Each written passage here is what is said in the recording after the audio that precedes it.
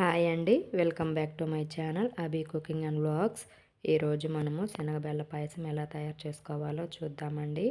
ముందుగా ఒక కప్పు శనగబెల్లు తీసుకొని వాటిని బాగా కడుక్కోవాలండి. 1-2 సార్లు బాగా కడిగేసుకున్న తర్వాత అందులో మనము మళ్ళీ నీళ్లు పోసుకొనేసి అందులో శనగబెల్లు మునిగేంత వరకు నీళ్లు పోసేసుకొని ఒక అరగంట పాటు నానబెట్టుకోవాలండి. ఒక అరగంట తర్వాత బాగా నానుంటాయి కదండి. ఇప్పుడు అందులో మనము ఒక కప్పు శనగబెల్లకి 6 కప్పుల నీళ్లు వేసుకోండి. 6 కప్పుల నీళ్ళు అయితే కరెక్ట్గా సరిపోతాయండి. ఇప్పుడు ఇందులో మనము నానబెట్టి పెట్టుకున్నాం కదండి శనగబెల్లు, అవి కూడా వేసేసుకోవాలి. వేసేసుకొని ఒకసారి బాగా కలిపేసుకోవాలండి. వేసేసుకున్న తర్వాత ఇప్పుడు స్టవ్ ఆన్ చేసేసుకొని మనము నానబెట్టి పెట్టుకొని నీళ్ళు వేసి పెట్టుకున్నాం కదండి, అవి కూడా పొయ్యి మీద పెట్టేసి ఉడికించుకోవాలండి.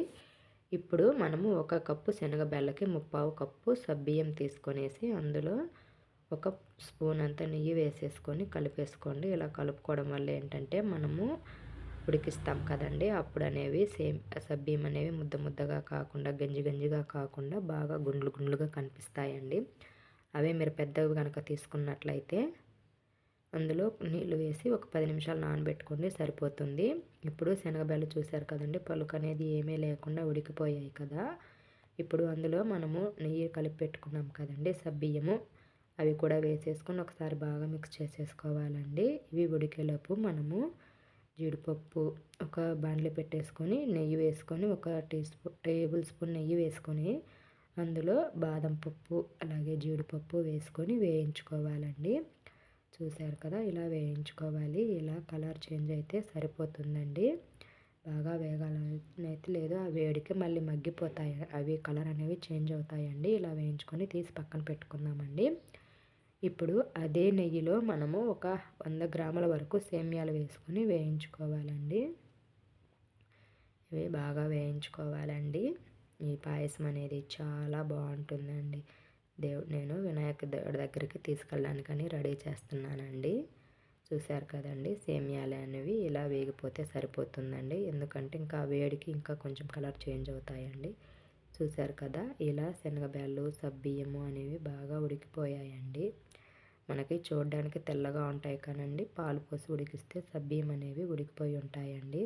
చూశారు కదా, ఇలా పలుకు అనేది లేకుండా సబ్బియ్యము అలాగే శనగపప్పు ఉడికిపోతే సరిపోతుందండి.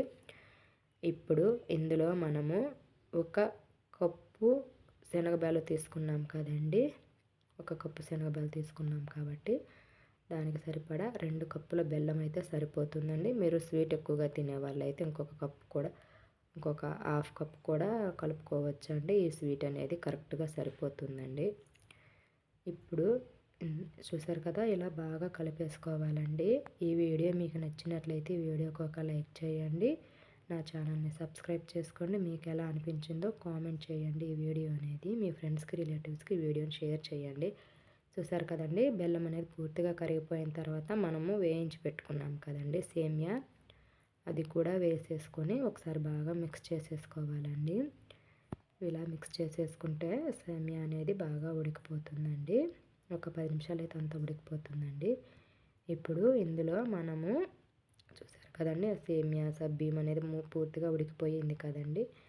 ఇప్పుడు ఇందులో మనము వేయించి పెట్టుకున్నాం కదండి జీడిపప్పు బాదం పప్పు వేసుకోవాలి. వేసేసుకొని బాగా కలిపేసుకోవాలండి.